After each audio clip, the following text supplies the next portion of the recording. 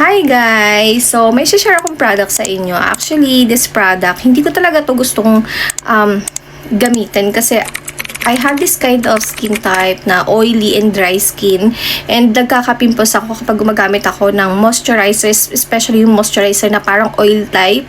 Alam mo, may mga moisturizer kasi na para siyang oil type, and dahil nga mainit ang panahon, ayoko gumagamit ng ganun, and hindi siya nakakatulong for me, especially pag naglalagay na ako ng mga makeup ko, like foundation and all, and nakikita niyo yung parang mga yung powdery na namumuo, something like that. And this product, tinry ko talaga siya kasi I'm really looking for moisturizer na magmamatch sa skin type ko. Ang hirap talaga sa akin makahanap ng moisturizer. Kasi guys, hindi talaga ako gumagamit ng moisturizer. Even before, I don't use moisturizer. Kasi nga, nagkaka-pimples ako, and I hate those